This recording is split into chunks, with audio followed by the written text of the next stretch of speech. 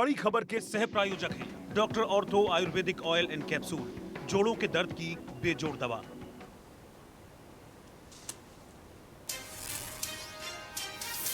पंजाब में घरेलू बिजली उपभोक्ताओं को मिली बड़ी राहत। बिजली दरों में 50 पैसे से लेकर 1 रुपए प्रति यूनिट तक की कटौती। खपतकारों को 682 करोड़ रुपए की राहत।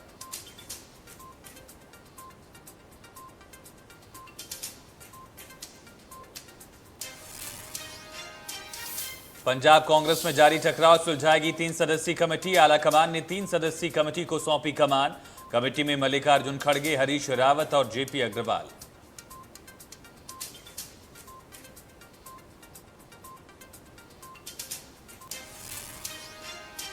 सीएम कैप्टन की अपील नकार। सीएम सिटी पटियाला में किसानों का धरना। पूडा ग्राउंड में जुटे किसान।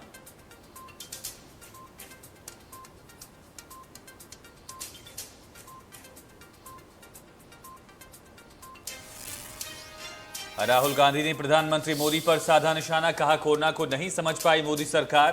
कोरोना की दूसरी लहर के लिए पीएम मोदी जिम्मेदार।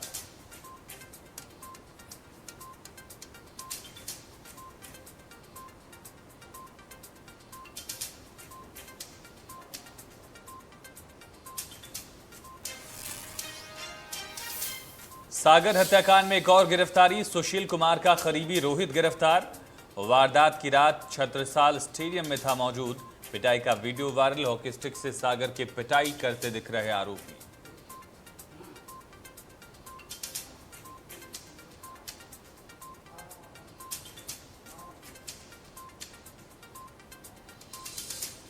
नमस्कार, इंडिया न्यूज देख रहे हैं आप। आपके साथ मैं हूं आयुष सूर्यवंशी। हिमाचल सरकार 1 जून से चरणबद्ध तरीके से अनलॉक की तैयारी कर रही है और इन तैयारियों के साथ आगे बढ़ते हुए सरकार की तरफ से संकेत भी दिए गए कि अनलॉक जो होगा वो चरणबद्ध तरीके से ही किया जाएगा, लेकिन लोगों से सावधानी बरतते रहने की अपील भी की गई है। लोगों से लगातार ये गुजारिश की जा रही कि लोग नियम कायदों का पालन करते रहें। खुद मुख्यमंत्री जयराम ठाकुर ने इस बात के संकेत दिए कि अनलॉक किया जा सकता है, चरणबद्ध तरीके से किया जा सकता है और 1 जून से ही इसको लेकर फैसले भी दिख सकते हैं। लेकिन फिलहाल बड़ा सवाल ये है कि आखिर जिस तरह से स्थिति है, क्या इस सिचुएशन में फिलहाल प्रदेश को अनलॉक करना ज़रूरी है? क्या आर्थिक गतिविधियां शुरू करना ज़रूरी है? क्या हिमाचल प्रदेश अनलॉक के लिए तैयार हो चुका है? और क्या प्रदेश को चरणबद्ध तरीके से ही अनलॉक किया जाना चाहिए? और लोगों को बड़े स्तर पर जागरूक करना कितना ज़रूरी है? एक सवाल ये भी है, क्योंकि जिस तरह से पिछले साल अनलॉक हुआ और उसके बाद लगातार लापरवाही की वजह से केसेस बढ़ते चले गए, इस वजह से भी जागरूकता एक बड़ा किरदार निभाने वाली है कोरोना केस काबू करने में, कोरोना की दूसरी लहर को ख़त्म करने में और तीसरी लहर से बचने के लिए भी जागरूकता एक बड़ा हथियार साबित होने वाला है। और साथ साथ वैक्सीनेशन को लेकर भी जो कोशिशें की जा रही हैं, ज़्यादा से ज़्यादा लोगों को वैक्सीनेट करने की, हर्ड इम्यूनिटी तक पहुँचने की, यानी कि करीब 60% से 70% जो आबादी है उनको वैक्सीनेट करके हर्ड इम्यूनिटी तक पहुंचने की जो कवायद चल रही है, इसमें कब तक कामयाब हो पाती है प्रदेश की सरकार और प्रदेश की जनता कितना सहयोग कोरोना के इस लॉकडाउन के बाद अनलॉक के फेज़ में निभाती है, ये बहुत निर्भर करेगा कि कोरोना के इस वेव को हम किस तरह से ख़त्म कर पाते हैं और आने वाली वेव के लिए हम कितनी तैयारी कर पाते हैं। तो ऐसे में कुछ सवाल हैं कि 1 जून से जो अनलॉक की तैयारी का जिक्र मिल रहा है, क्या इसके लिए प्रदेश अब तैयार हो चुका है? क्या जनता इतनी जागरूक हो चुकी है कि अब जनता को ये समझ आ चुका है कि कोरोना कितना खतरनाक है और इससे बचने के लिए जो कोशिशें, जो सुझाव सरकार की तरफ से दिए जा रहे हैं, उनका पालन ज़रूरी है? और क्या आर्थिक गतिविधियां शुरू करना भी अब सरकार के लिए ज़रूरी हो चुका है? ऐसे कई सवाल हैं, इन सवालों का जवाब जानने की कोशिश करेंगे।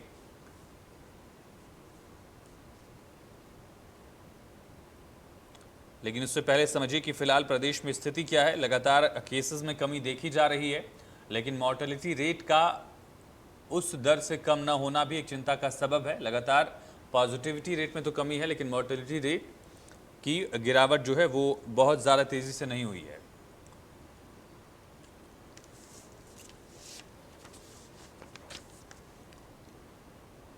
और इन्हीं तमाम पहलुओं पर, इन्हीं सवालों का जवाब जानने के लिए हमारे साथ एक पैनल जुड़ चुका है और पैनल में अश्विनी शर्मा जी, वरिष्ठ पत्रकार, हमारे साथ कनेक्ट हो चुके हैं। वरिष्ठ पत्रकार शशिकांत शर्मा जी जुड़ चुके हैं। बीजेपी के पूर्व अध्यक्ष प्रवीण शर्मा जी हमारे साथ जुड़ चुके हैं कांग्रेस के नेता अरुण शर्मा जी और सीपीआईएम से संजय चौहान जी हमारे साथ जुड़ चुके हैं। साथ साथ इंडिया न्यूज के संपादक दिनेश शर्मा जी भी हमारे साथ जुड़ चुके हैं, जो सवाल जवाब का सिलसिला शुरू करेंगे। आप सभी खास मेहमानों का बहुत स्वागत है इस चर्चा में। दिनेश जी, सबसे पहला सवाल आपसे ही है कि आखिर फिलहाल स्थिति क्या ये आ चुकी है कि अब अनलॉक को भी कंसिडर किया जाए, इसकी तैयारियां भी शुरू की जाएं? देखिए, हम पिछले 2 दिन से चर्चा कर रहे थे और सबसे बड़ा सवाल ये है कि हम अगर इसके पीछे जाएं कि लॉकडाउन क्यों। सबसे पहला सवाल तो यही है, लॉकडाउन क्यों, हिमाचल में लॉकडाउन क्यों है। और लॉकडाउन का शब्द खैर सरकार ने नहीं लिया उसको, ये तो गवर्नमेंट ने तो उसको कर्फ्यू, कोरोना कर्फ्यू का नाम दिया है, बट ये लॉकडाउन की स्थिति ही है क्योंकि उस समय केसेस बहुत बढ़ रहे थे हिमाचल प्रदेश में और अपोजिशन पार्टीज भी डिमांड कर रही थी। और इसके पहले एक वक्तव्य प्राइम मिनिस्टर नरेंद्र मोदी जी से भी आया कि लॉकडाउन जो है हमारा आखिरी विकल्प होना चाहिए। तो मुझे लगता है कि उस दिशा में भी सरकार ने कुछ कदम उठाया जब केसेस बहुत ज्यादा बढ़ गए थे, उसके बाद लॉकडाउन किया। और ये कोरोना जो कर्फ्यू जिसका नाम दिया है इन्होंने, जी। उसमें कुछ रिलैक्सेशन तो थी, लेकिन फिर भी मोबिलिटी को बंद करने के लिए, मूवमेंट को रिस्ट्रिक्ट करने के लिए और इसका जो इन्फेक्शन रेट है उसको कम करने के लिए उसमें कुछ कामयाबी जरूर मिली है हिमाचल प्रदेश को।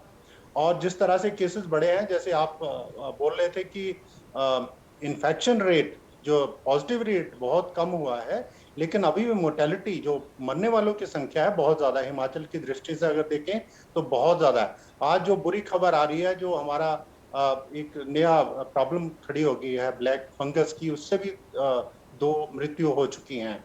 और उस दिशा में जैसे मुख्यमंत्री जी कह रहे हैं कि अनलॉकिंग की तरफ बढ़ना चाहिए, जरूर बढ़ना चाहिए। आई थिंक कितनी देर तक आप अपने आप को अनलॉक रखे, लॉकडाउन में रखेंगे। और लॉकडाउन जितना अचीव करना चाहिए था, मुझे लगता है कि काफी अचीव कर चुका है।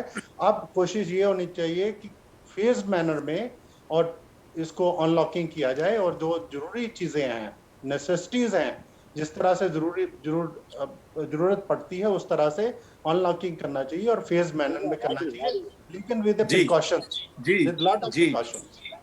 जी परवीन जी से मैं सवाल लेना चाहूंगा। परवीन जी, आर्थिक गतिविधि भी शुरू करना बहुत जरूरी है, लेकिन मुख्यमंत्री ने भी संकेत दिया कि अगर सब कुछ ठीक रहता है, केसेस डाउन होते हैं, इन्फेक्शन कम होता है, तब अनलॉक की तरफ बढ़ सकते हैं। लेकिन ब्लैक फंगस एक नई चुनौती जो है, ये हिमाचल में भी दस्तक दे चुका है। और आज ही जो खबरें आई हैं, जो न्यूज आई है, उसमें दो जो मृत्यु है वो हिमाचल में हुई है। आपको लगता है कि अनलॉक से पहले इसको एड्रेस करना होगा? ऐसा है कि कोविड और ब्लैक फंगस ये दोनों अलग अलग चीज़ें हैं। कोविड जो है ये सांस से फैलता है, मिलने जुलने से फैलता है, लेकिन ब्लैक फंगस में ऐसा नहीं है। जैसा अभी तक तो कहा गया है कि ब्लैक फंगस जो है या वाइट फंगस जो है, ये किसी बात करने से या सांस से नहीं फैलता है। तो इसको तो अलग से देखने की आवश्यकता है और सरकार इसमें जो भी करने की आवश्यकता है वो कर भी रही है।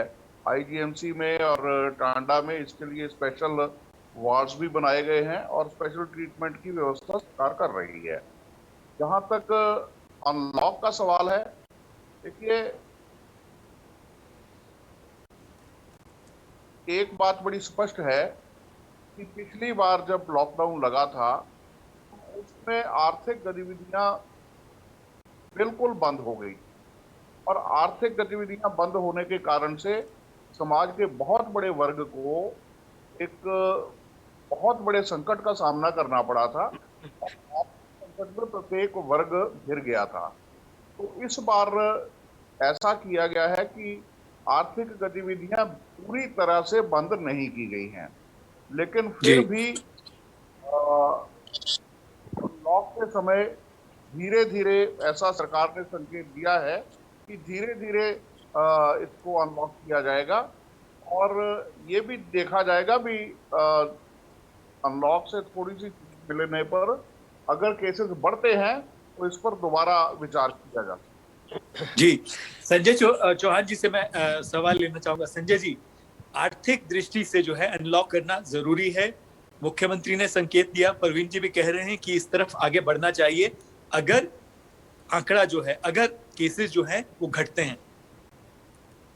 आप देखें, पहले तो ये जो लॉकडाउन या कोरोना कर्फ्यू या धारा 144, इसके मायने हमें समझने पड़ेंगे, क्योंकि दुनिया में जब से ये कोरोना हुआ है, ये केवल मात्र उसी परिस्थिति में लगाया जाता था जिस परिस्थिति में जो है लोगों को जो है थोड़ा घरों के अंदर रखकर सरकार जो है अपनी इन महामारी से निपटने के लिए तैयारी करे।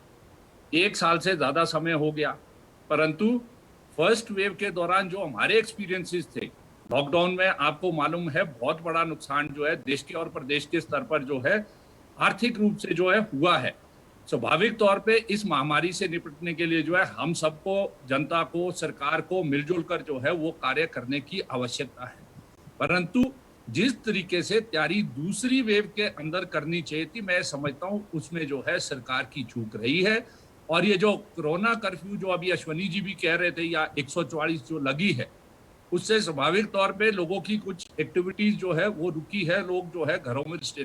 परंतु जो आर्थिक पहलू इसका है, क्योंकि एक जो ये हमारी महामारी है, इससे एक बड़ा नुकसान जो है दुनिया, देश और प्रदेश के अंदर हुआ है। कहीं ऐसा ना हो कि इससे बड़ी त्रासदी जो है, जो लोगों की ये आर्थिक स्थिति जो खराब हो रही है, रोजगार जा रहा है, उससे जो है वो आने वाले समय में जो है वो बड़ा ना हो जाए। क्योंकि अभी अगर आप CMI की एक रिपोर्ट देखो तो अप्रैल के अंदर हमारे देश में 73 लाख से ज्यादा रोजगार जो है इस कोरोना कर्फ्यू और इस लॉकडाउन के चलते गया है। उसी तरीके से प्रदेश के अंदर अगर हम देखें, जो हमारा कारोबार है, विशेष रूप में जो पर्यटन या जो हमारे व्यापार से जुड़ा हुआ कारोबार है या जो खेती से जुड़ा हुआ कारोबार है, उसका बहुत बुरा असर जो है इस पे पड़ा है। क्योंकि जो पिछला लॉकडाउन था उससे पूरी तरह से हमारा जो पर्यटन का व्यवसाय है, हमारा जो कारोबार है, हमारा जो खेती प्रदेश की है, वो बहुत बुरी तरह से प्रभावित हुई थी। मैं समझता हूँ कि सरकार को जो है तुरंत इस पर विचार करके किस तरीके से हम जो है उसको कर पाए। और ये जो अभी बहुत एक अलार्मिंग स्थिति हमारी है, ये अच्छा सुखद है कि हमारे जो नंबर ऑफ केसेस है, जो संक्रमण के केसेस है, वो घटे हैं। परंतु इसमें हमको देखना पड़ेगा कि कहीं हम टेस्टिंग जो है पूरी कर पाए हैं या नहीं कर पाए हैं। क्योंकि हाई कोर्ट ने भी कहा है कि 20 से 30 हजार टेस्ट होने चाहिए। मैं कल का देख रहा था तो पहले 15,000 हो रहे थे, अब 10,000 हो रहे। परंतु जो डेथ रेट हिमाचल के अंदर है, जो CFR हिमाचल में जो है वो देश में अग्रणी राज्यों के अंदर वो है। मैं समझता हूँ कि सरकार को एक पहलू वो करना चाहिए और ये अनलॉक की प्रक्रिया को जो है वो आरंभ करना चाहिए, ताकि एक बड़ा नुकसान जो हमारे आर्थिक रूप से हो गया है उसको जो है उससे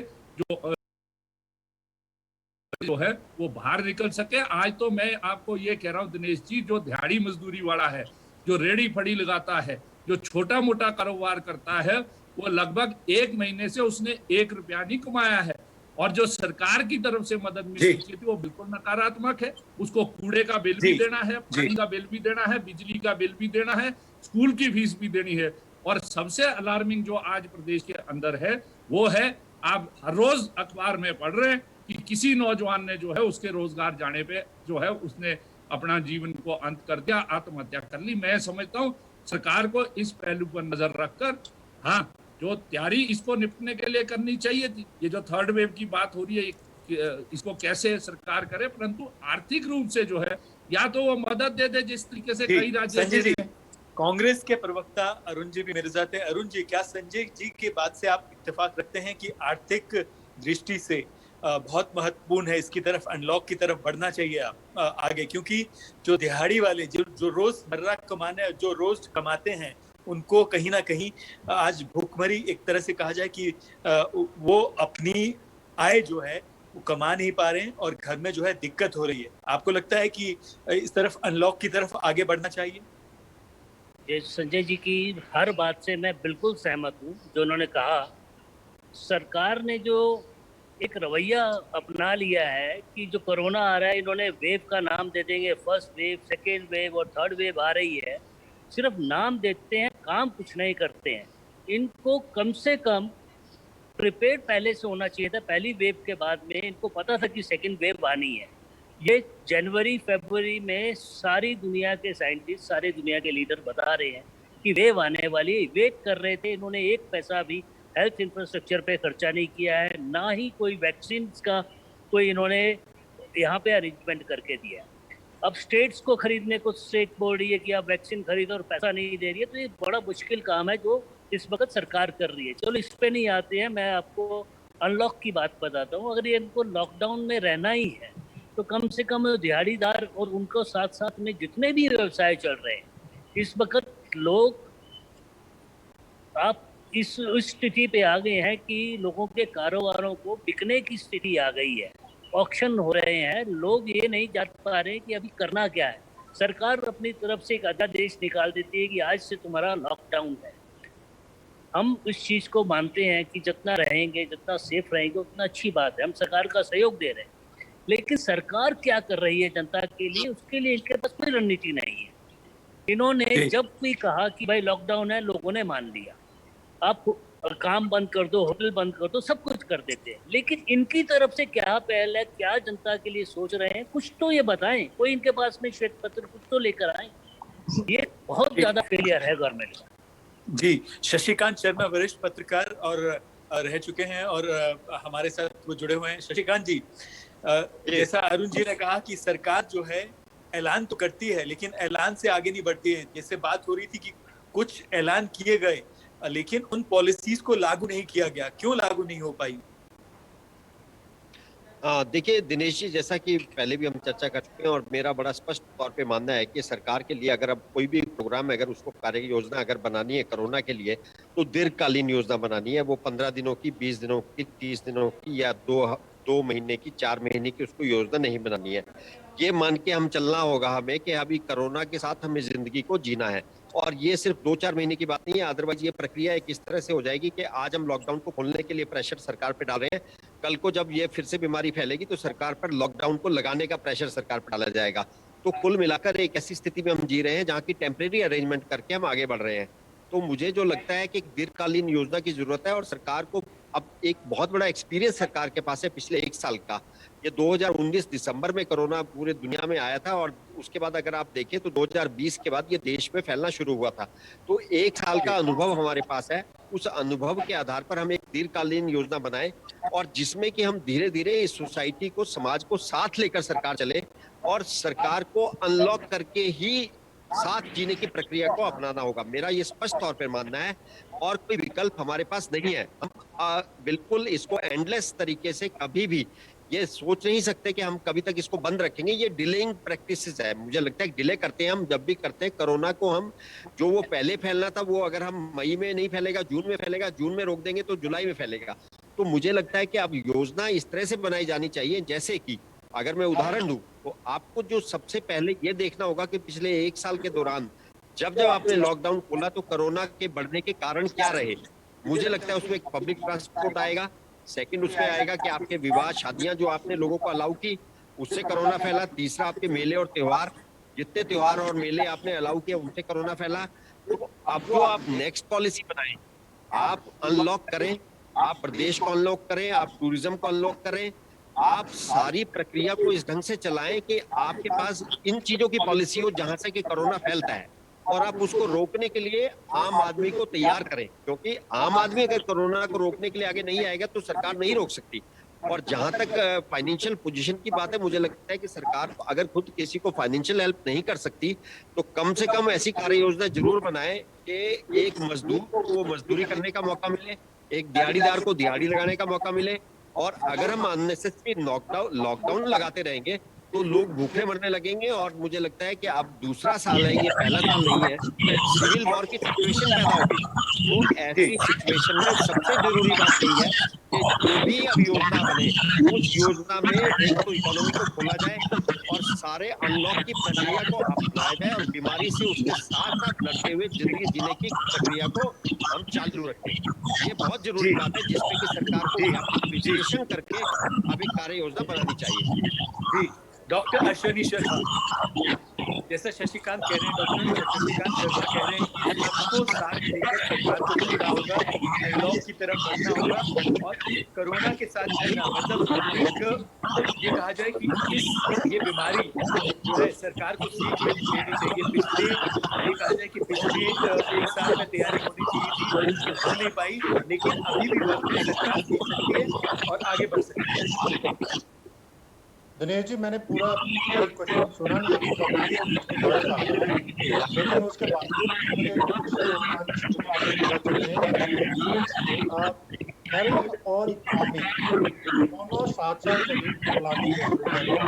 हमें हेल्थ को भी प्रोटेक्ट करना है और इकोनॉमी उसको भी देखना है। एंड ये भी एक फैक्ट है कि nobody likes the lockdown. Lockdown किसी को भी पसंद नहीं है, लेकिन ये एक मजबूरी है, एक सोल्यूशन है। वो किसी हद तक, किसी समय तक लगाया जा सकता है, बट इवेंचुअली हमको अनलॉक होना है, हमें एक्टिविटी शुरू करनी है। और हिमाचल प्रदेश जैसी स्टेट, जो छोटी स्टेट है, जहाँ टूरिज्म का बहुत इम्पैक्ट रहता है, आप देखें इस सीजन में कितने टूरिस्ट हिमाचल में आया करते थे, कितने लोगों को रोजगार मिलता है। और हम सिर्फ बिजनेसमैन नहीं है यहाँ पे जो अफेक्टेड है, ये बिजनेसमैन एक तरह से सेल्फ एम्प्लॉयड लोग भी हैं जो रोजी रोटी कमाते हैं। और मैं संजय जी की बात से भी सहमत हूँ। मैं अभी कुछ देर पहले डाटा देख रहा था, हिमाचल में जो सुसाइड केसेस हैं, दोबारा उनकी रफ्तार बढ़ना शुरू हो गई है। जैसे अनलॉक 1 में थी, अनलॉक 2 में भी 200 से ज्यादा केसेस अब सुसाइड के आगे हैं। कारण क्या है? कुछ लोगों के जॉब चले गए हैं, कुछ लोगों को फैमिली को फीड करने की इच्छा नहीं है। एक व्यक्ति है, उसकी 3 बेटियां छोटी छोटी है, उसने सुसाइड कर लिया है। इस तरह के कई सारे इंस्टेंसेस सामने आ रहे हैं। और ये भी फैक्ट है कि गवर्नमेंट को एक एक्शन प्लान, एक कार्य योजना, जो शशिकांत कह रहे हैं, उसके अंदर बढ़ना चाहिए। और मुख्यमंत्री ने जो संकेत दिए हैं, हम उसको देखते हैं, शायद उस पे अच्छे परिणाम आएंगे कुछ दिनों में, जब ये फैसला होगा कि आस्ता आस्ता फेज मैनर में कुछ एक्टिविटीज को खोला जाए, ना कि एकदम सभी चीजों। इनफैक्ट मैं ये बताऊं कि अनलॉकिंग ज्यादा चैलेंजिंग है। लॉकडाउन तो आपने कर लिया एक स्टेज पे, अब जब अनलॉकिंग करेंगे ज्यादा टफ है। किन सेक्शंस को आपको देखना है, किन सेक्शंस को रिलीफ देना है, किन एक्टिविटीज को आपको मॉनिटर करना है, इन्फेक्शन को दोबारा से रोकना है, ना बढ़े। मुझे मेरे ऐसे ही सुझाव। जी प्रवीण जी, एक बड़ा चैलेंज, एक बड़ी बात जो है, एक सवाल ये भी उठता है कि वैक्सीनेशन, क्या वैक्सीनेशन की कमी है? और दूसरा टेस्टिंग, जैसे संजय जी ने भी कहा, डॉक्टर अश्विनी शर्मा जी ने भी कहा कि ये सब जो है वैक्सीनेशन और टेस्टिंग अनलॉक करना है, बहुत जरूरी है। आर्थिक तौर पर जो है आगे बढ़ना बहुत जरूरी है, लेकिन ये दो चीजें, इन पर भी सरकार को एक ठोस नीति, एक ठोस पॉलिसी बनानी होगी। प्रवीण जी,